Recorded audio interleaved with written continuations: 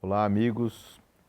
Vamos dar sequência no nosso Facebook, a live da Unimed Londrina. Eu sou o Omar Tarra, sou médico, presidente da Unimed Londrina e estamos aqui hoje para conversar sobre mais um tema importante no nosso calendário de saúde do ano. Já falamos aqui sobre a questão do tabagismo, já falamos sobre a parte de câncer, oncologia e hoje nós vamos tratar de um tema também muito importante que tem afetado bastante a nossa população, que é a obesidade infantil. Os índices de obesidade infantil têm crescido de uma forma alarmante, provavelmente relacionados com as dietas irregulares que nós temos hoje em dia, com essa chuva de carboidratos. E para conversar sobre esse tema, nós estamos recebendo aqui hoje a Anelise Maciel. Muito obrigado, Anelise, por ter atendido o nosso convite, que é a nossa nutricionista da Clínica Multi e que lida com um número bastante significativo de crianças que estão acima do peso. Anelise, então, para a gente começar o nosso bate-papo, eu queria te perguntar, o Brasil é um país, vamos dizer, em desenvolvimento, não é um país desenvolvido. Por que esse crescimento absurdo de obesidade infantil? Quais são as taxas de crescimento que são observadas atualmente? Um fator assim alarmante é a questão da alimentação incorreta devido à correria dos pais, né? Os pais, logo eles, devido ao trabalho, antes as mães ficavam dentro de casa, hoje elas saem para trabalhar e o que acontece? Os filhos acabam tendo comida prática, rápida, essa comida é fonte de carboidrato, riquíssima em carboidrato, riquíssima em gordura e o eletroeletrônico. Então, na época da minha infância, eu lembro que a preocupação era de que a criança ficasse em frente à televisão comendo. Agora é em frente à televisão, em frente ao celular, em frente ao iPad, então isso complica um pouco.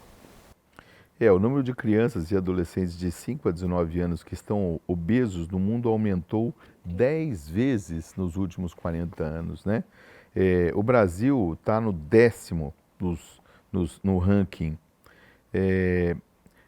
No Brasil, está dizendo aqui nesse relatório que 33% das crianças nessa faixa etária estão em sobrepeso. Como você classifica? Porque é difícil a gente na prática falar assim, tá gordinho, tá bonitinho, né? Como que a gente classifica o que é o sobrepeso nessa faixa etária? Então, teoricamente, existem duas maneiras de classificar.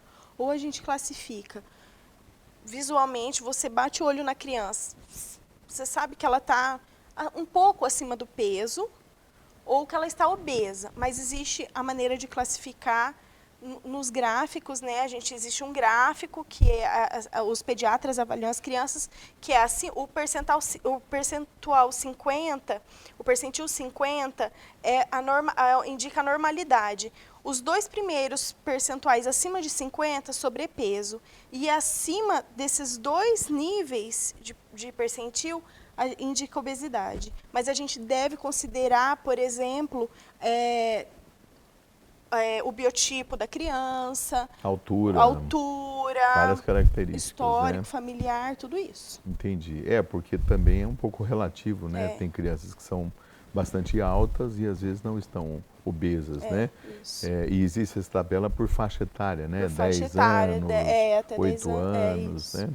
E quais seriam as consequências de não se cuidar dessa obesidade nessa faixa, né? A criança ela vai se tornar um adulto obeso? Qual o grande problema relacionado a isso? Antes a gente considerava muito a tendência familiar, né? Se a criança tem tendência à obesidade ou não. Hoje a gente sabe que pais magros podem ter filhos obesos, sim. Porque se a gente não cuida da alimentação agora, ele vai ser um adolescente obeso e possivelmente um adulto que vai lutar contra o peso para o resto da vida. Entendi. E como consequência, hipertensão, diabetes. A gente já atende crianças, eu já atendi criança com 3 anos de idade com colesterol mais alto que de muito adulto. E com pré-diabetes, e não diabetes tipo 1, diabetes tipo 2 mesmo, consequência de uma má alimentação. Interessante. E a obesidade, a gente fala, quando fala de obesidade, fala muito de diabetes e fala muito de pressão alta, mas no último congresso de ginecologia e obstetrícia aqui do Paraná, estava conversando com uma colega que é ginecologista, ela disse que a obesidade hoje é um dos principais fatores para o câncer. Né? Quer dizer, além daquelas doenças que a gente já conhece habitualmente, né?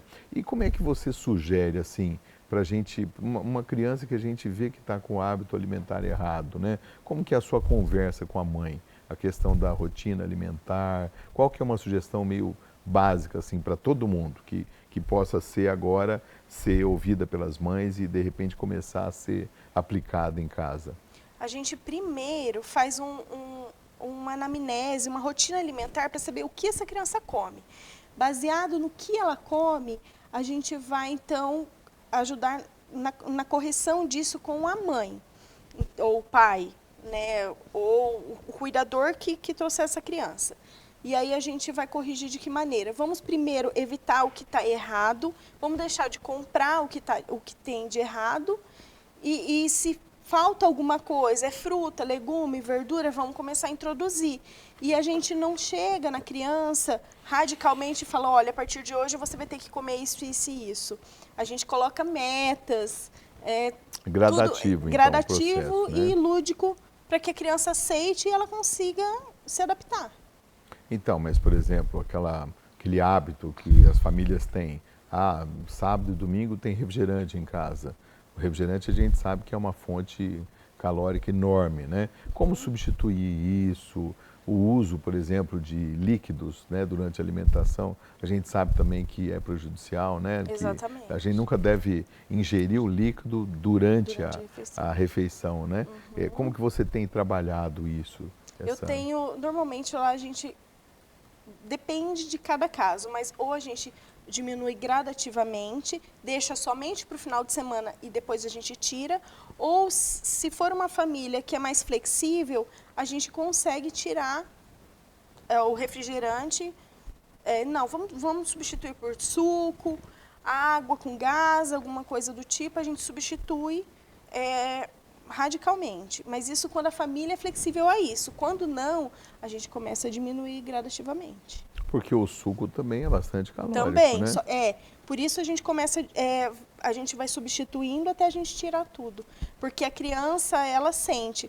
Só que, como eu falo sempre para os pais, né? Muitas vezes os pais falam assim, mas eu compro porque, né? Aí eu falo assim, aí eu pergunto para a criança. Eu falo, fulano, se não tiver refrigerante em casa, ou se não tiver suco de saquinho em casa, o que você vai tomar? E a criança instantaneamente responde, água. Sim, ela Então, mesma porque assim, o erro mesmo está no adulto, não na criança. A criança, ela é mais maleável. Os hábitos alimentares são passados dentro da família. Exatamente. E são culturais, né? São culturais. E é interessante também a questão do bebê, né?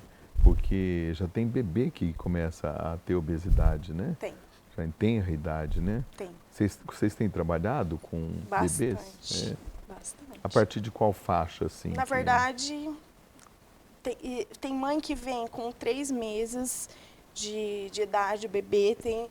Quando começa a introdução alimentar, que seria o correto todos irem, mas assim, se eu falar que nesse ano, na introdução alimentar, eu acho que eu atendi uma criança só. Sim. Né? Mas deveria ser na introdução aos 6 meses, mas assim, a gente tem atendido bastante bebês obesos, e eu tenho visto, porque eu saio de casa, eu tenho filhos, eu vou no shopping, eu vejo criança tomando Coca-Cola na mamadeira. Isso é verdade.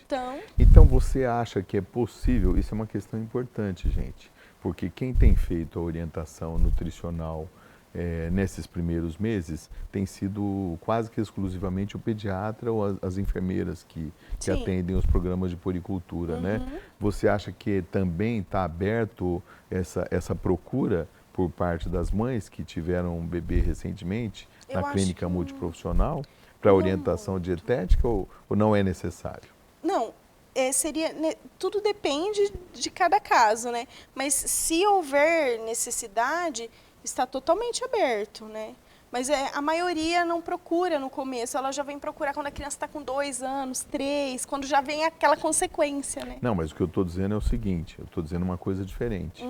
A mãe, ela vai introduzir a alimentação. Sim. Ela poderia, se ela está um pouco insegura, se ela não viu, não entendeu adequado as orientações, ou às vezes até o pediatra nem fez uma orientação tão detalhada, vamos supor, né? Então aí ela deve procurar um serviço de nutrição. Certeza, com certeza. Ah, esse aqui é o ponto, né? Lógico.